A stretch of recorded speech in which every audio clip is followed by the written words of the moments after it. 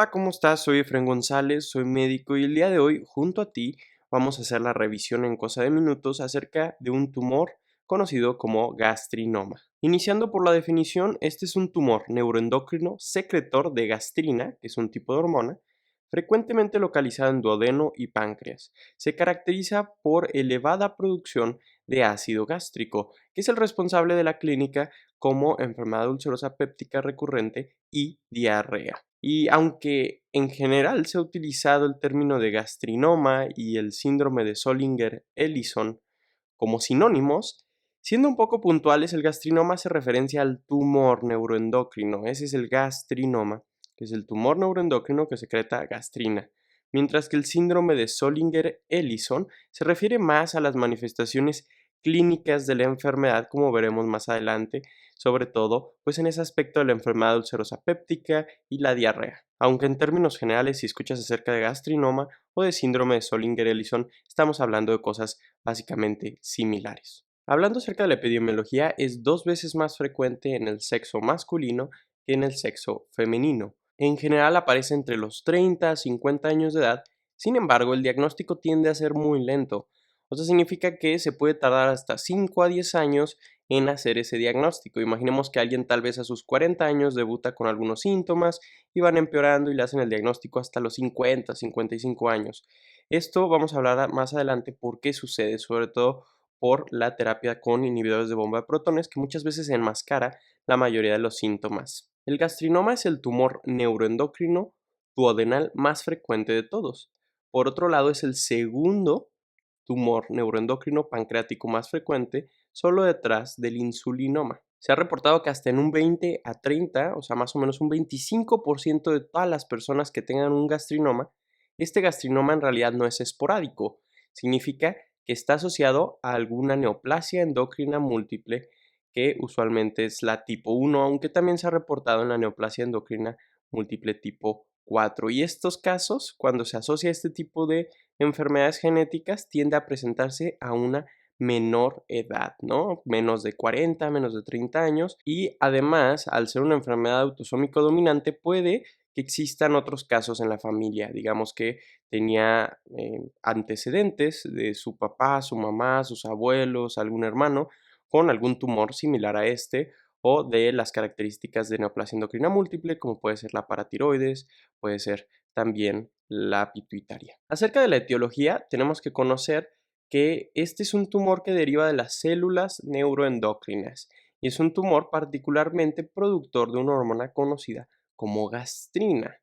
Además, el 75% de estos tumores son esporádicos, el otro 25%, como ya lo dijimos, está asociado a neoplasia endocrina múltiple, sobre todo la tipo 1, y hasta un 60% de todos los tumores que son gastrinomas tienden a ser malignos. Y vamos a ver que un gran porcentaje de ellos incluso se diagnostica ya con metástasis. Les presento el triángulo de Pazarro, o también conocido como el triángulo del gastrinoma, y es que es una estructura anatómica delimitada por el conducto cístico, la tercera porción del duodeno y el cuerpo del páncreas, y en este pequeño triángulo se van a ubicar hasta el 70 al 90% de todos los gastrinomas que se generen. Entonces, esta es una área en donde de tener un gastrinoma una persona probablemente es que esté en algún sitio delimitado por estas tres estructuras dentro del triángulo de Pazarro. Ya hablábamos acerca de la etiología, que este tumor va a causar una hipergastrinemia, ¿no? Por la producción tan elevada de esta hormona de la que hablábamos, que era la gastrina. Esta gastrina tiene la capacidad de unirse a un tipo particular de células que se encuentran en el estómago, que es la célula parietal, que también es conocido como células oxínticas. La gastrina, a través de una señalización intracelular, va a aumentar la función particularmente de la bomba de protones, que está justo en este sitio, como de este borde que podemos ver aquí, que si observamos el estómago, pues está volteando hacia el lumen, ¿no? Hacia el lumen del estómago. Obviamente aquí es una representación un poco burda, porque en realidad aquí hay como pequeñas criptas en donde se encuentran estas células parietales junto a otros tipos de células, pero el punto aquí es decir que esta gastrina va a estimular a esta célula parietal para que a través de la bomba de protones, que también es conocida como ATPasa de hidrógeno y potasio, se produzca mucho ácido clorhídrico, justo compuesto de hidrógeno y de cloro. Entonces, este ácido clorhídrico es el que le da el pH bajo a nuestro estómago. Entonces, debido a esta gastrina y la hiperfunción de las células parietales o oxínticas, como quieras decirle, entonces va a haber una hipersecreción de ácido gástrico y eso va a llevar que el pH del estómago baje cada vez más conforme avanza esta enfermedad y los niveles de gastrina aumentan en suero. Es importante entender la parte de que estas células parietales funcionan a través de esta bomba porque esta bomba de hidrógeno y potasio que utiliza ATP para mover el hidrógeno hacia afuera y el cloro le sigue por otro canal, pues bueno, es justo lo que permite esta hipersecreción del ácido gástrico. Y es muy importante porque veremos que en el tratamiento hay unos inhibidores de la bomba de protones, particularmente que tienen su función pues justo en esta célula. Por lo tanto, una vez que esta hipergastrinemia provoca una hipersecreción de ácido gástrico con un pH bastante ácido, lo que va a suceder es que este exceso de ácido clorhídrico daña directamente la mucosa gastrointestinal, causando úlceras y erosiones, que esta enfermedad se conoce como enfermedad ulcerosa péptica, que en mucho porcentaje usualmente esta enfermedad se asocia a H. pylori y podría estar coinfectado de H. pylori esta persona, pero en realidad el principal mecanismo fisiopatológico en el caso de un síndrome de Zollinger-Ellison por un gastrinoma es en realidad esta hipersecreción de ácido clorhídrico debido a la hipergastrinemia que se tiene. Y estas úlceras no suceden solo aquí en el estómago, como vamos a ver, puede afectar a otro tipo de estructuras como el duodeno, o puede hacer erosiones o esofagitis. Y de hecho, estas úlceras, aunque por ejemplo en una esofagogastroduodenoscopía se verían como úlceras que podrían sucederle a alguien que no tiene este gastrinoma, sino por ejemplo solamente asociado tal vez a una infección de H. pylori, lo que tenemos que saber es que hay algunas claves que nos dan cierta idea de que esto puede ser debido a justo un gastrinoma, y es el hecho de que estas úlceras sean múltiples, que en vez de que sean una o dos, en realidad esta persona tiene múltiples úlceras que son recurrentes, incluso refractarias al tratamiento con inhibidores de la bomba de protones. Por lo tanto, te podría dar una idea de que esta enfermedad ulcerosa péptica que tiene este paciente no es de lo más usual, sino que hay otra causa detrás de justo estas ulceraciones. Otro dato clave es que sucede en sitios poco comunes. Lo más frecuente es que suceda, por ejemplo, en la primera porción del duodeno o en el estómago, pero este caso es un poco distinto y es que puede presentarse en sitios poco usuales, incluso porciones distales del duodeno, como es la tercera porción o tal vez incluso afectar hasta el yeyuno, que es mucho más distal de lo que usualmente se ve en, digamos, la mayoría de las enfermedades ulcerosas pépticas que no están asociadas al síndrome de Zollinger-Ellison. Debido a la gravedad de la acidez que hay en esta enfermedad, es común encontrar que estas úlceras tengan complicaciones como perforaciones, obstrucciones, penetración o sangrado. Debido al pH tan bajo que existe en esta enfermedad, incluso poco reflujo puede causar una enfermedad por reflujo gastroesofágico que tiende hasta incluso generar complicaciones como son las estenosis pépticas por la exposición a este ácido que, de nuevo, debido a la hipergastrinemia, es bastante corrosivo. Otro dato importante acerca de la fisiopatología es la inactivación de las enzimas pancreáticas. Y es que las enzimas pancreáticas ayudan bastante en la digestión de los alimentos, pero hay algo importante, requieren de un pH alto. Es por eso que la mayoría de los productos hechos, por ejemplo, por el páncreas, acompañan de hecho de secreción de bicarbonato para contrarrestar el producto que viene bastante ácido al estómago, pero es tanta y tanta la acidez y es tan bajo el pH que no lo logra hacer. Por lo tanto, estas enzimas pancreáticas no funcionan como deberían de estar funcionando. Por lo tanto, va a haber un problema para digerir y absorber los distintos macronutrientes de los cuales las enzimas pancreáticas se encargan de la digestión, sobre todo pues en el tema de los lípidos, que junto a la secreción biliar, la lipasa pancreática tiene una importancia medular en la digestión y absorción de estos tipos de lípidos, por lo cual se produce una mala absorción y esteatorrea, que significa que hay una alta cantidad de lípidos en las heces y se puede presentar con un cuadro de diarrea. Acerca de la clínica, pues el síndrome de Zollinger-Ellison es una triada compuesta por una hipergastrinemia, hipersecreción de ácido gástrico y la presentación de enfermedad ulcerosa péptica y diarrea, que ya hablamos acerca de la fisiopatología de por qué sucede cada una de estas. La presentación clínica del paciente usualmente se va a acompañar, por ejemplo, de pirosis, que es una sensación como ardorosa que puede tener en la boca del estómago o a nivel del tórax, hasta en el 45% de los casos. Esto sobre todo relacionado pues, con el reflujo que podría tener este ácido tan dañino para la mucosa esofágica. Pueden presentar dispepsia, dolor abdominal hasta en el 75% de los casos, sangrado gastrointestinal superior, que se puede presentar sobre todo, por ejemplo, con anemia, o se puede presentar también con melena, ¿no? Que es un tono como bastante negruzco de las heces por la degradación de la sangre que como tal la mayoría de las veces proviene de una úlcera péptica que está sangrando, ¿no? Una úlcera que está complicada.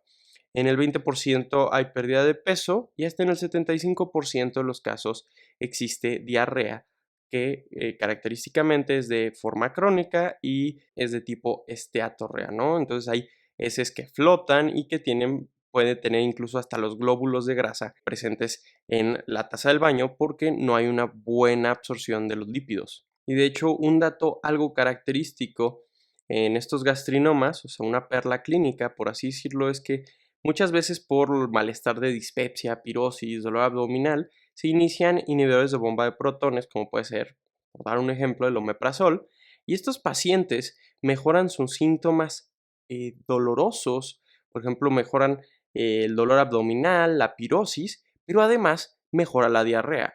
Y en realidad los inhibidores de bomba de protones no deberían de arreglar una diarrea crónica, y el hecho de que esté mejorando esa diarrea nos podría dar la pauta de hacer un diagnóstico clínico bastante bueno. Hablando acerca del diagnóstico, inicialmente las pruebas más útiles es la gastrina en suero y el pH gástrico. Que hay que empezar con el tema del pH gástrico, pues la toma de pH gástrico se puede hacer durante una endoscopía o un aspirado con sonda nasogástrica. Y de tener un pH de 2 o más, en realidad descartaríamos el gastrinoma. Por otro lado, si el pH es menor a 2, entonces vamos a ver qué sucede con la gastrina. Y es que recordamos, dentro de la fisiopatología, la hipergastrinemia es muy importante. La gastrina normal en suero es de menos de 100 picogramos mililitro y en estos pacientes cuando se encuentra más de 1000 y concurrentemente este pH era menor a 2, se confirma el gastrinoma, porque esta hipergastrinemia es tan elevada que prácticamente el gastrinoma es la única explicación que encontramos, entonces ahí hay un gastrinoma. Solo faltaría identificar dónde está anatómicamente. Por otro lado, si está entre 100 a 1000, está elevada, pero no es tan claro como en el caso pasado. Por lo tanto, al ser como un dato inconcluso, se hace otra prueba, que es el test de estimulación con secretina. Y es que justo este test de estimulación con secretina es algo paradójico en los pacientes de gastrinoma. ¿Por qué? Porque en pacientes normales la hormona secretina inhibe la secreción de gastrina. Por lo tanto, si a una persona le da secretina, deberían de bajar las cantidades en suero de gastrina. Sin embargo, en la persona que tiene un gastrinoma, la infusión de secretina causa un aumento dramático y paradójico en la secreción de gastrina. Por lo tanto, nos ayuda a hacer el diagnóstico y de hecho se considera positiva. Hay bastantes rangos, de hecho la literatura ahí se movía un poco, pero por dar algún número que se encontró en esta literatura, es que se considera positiva. Imaginemos que estaba en 200 y tenía un pH de 1, por eso hicimos el test de estimulación con secretina. Le damos la secretina, revisamos la gastrina de manera basal y tiempo después hay una elevación de 120, ¿no? O sea, por ejemplo, de 200 pasó ahora a 400. Entonces, como es mayor de 120, entonces por encima del nivel basal se considera que es positivo este test y haríamos el diagnóstico como tal de gastrinoma. En otros sitios se ve puntos de corte más altos como hasta 200 picogramos mililitro, que tenga que subir 200 desde la basal, pero bueno, eso depende también mucho de dónde revises esta información. Una vez hecho el diagnóstico, hay que recordar que tenemos que descartar que no tenga menuno, porque hasta en el 25% de los pacientes van a tener concurrentemente una neoplasia endocrina múltiple y lo podemos estudiar estudiando justo las cantidades de prolactina, de calcio, de PTH en suero o haciendo test genético. Vale la pena comentar que estos estudios iniciales de la gastrina, el pH gástrico, usualmente se prefiere hacer sin ningún medicamento. Sí, ojo, si solamente es seguro de hacerse, porque en ocasiones, pues, si la persona tenía un inhibidor de bomba de protones, y se lo quitas, puede agudizar cualquier enfermedad o complicación que tenga. Si tenía una úlcera, esta se puede complicar. Entonces, de ser seguro y que un doctor considere necesario hacerlo, pues se deben de quitar los inhibidores de bomba de protones al menos una semana antes del estudio o los bloqueadores del receptor 2 de histamina al menos 24 horas. De hecho, lo que a veces se hace es que se cambia de un inhibidor de bomba de protones a un bloqueador del receptor de histamina tipo 2 y bueno, un día antes se deja de tomar este bloqueador de histamina y ahora sí se puede hacer el estudio. Así no lo dejas, digamos, una semana sin ningún medicamento, sino solamente un día antes le vas a quitar este bloqueador de receptores de histamina y ahora sí haces el estudio para que no haya factores confusores. Después de que se hizo el diagnóstico con todo lo que estuvimos platicando, hay que localizarlo y ver si tiene metástasis a través de todos estos estudios. Obviamente no se hacen todos, sino dependiendo del paciente y de la clínica y de dónde se sospeche que esté, bueno, se pueden hacer distintos estudios. A lo que voy es que a veces se inicia con una imagen, como puede ser un TAC, una resonancia, y a veces sí se puede encontrar, pero en ocasiones no, y se puede utilizar una esofagogastroduodenoscopía y hacer un ultrasonido endoscópico o incluso cosas más avanzadas como octreoscan o PET. El 25 al 50% de los pacientes en el diagnóstico ya tienen metástasis. Entonces, bastante este porcentaje que ya tiene metástasis. Asimismo, el 25% de los gastrinomas se encuentran en la cabeza y el 70% en el duodeno. Si te acuerdas, pues justo por aquí está ese triángulo de Passaro y tiene sentido que justo es parecida a la zona que veíamos al inicio de la presentación. El tratamiento se basa en dos pilares, que es el tratamiento médico o farmacológico para mejorar síntomas y el quirúrgico siempre que sea posible, incluso buscando hacer la curación de la enfermedad. Acerca del tratamiento farmacológico, los indicados en primera línea en todos los pacientes que tengan gastrinoma, como te comentaba, eran los inhibidores de bomba de protones, para que esa célula parietal que está hiperactiva baje su actividad y entonces no haya hipersecreción de ácido gástrico que cause toda la sintomatología que sucede en estos pacientes. En segunda línea están los antagonistas del receptor H2, como la famotidina, y en ocasiones se pueden considerar otros tipos de fármacos como es el octrótide, que es un análogo de somatostatina que inhibe la producción obviamente de ácido gástrico, que se considera utilizarla solamente en enfermedad avanzada, no es de primera línea.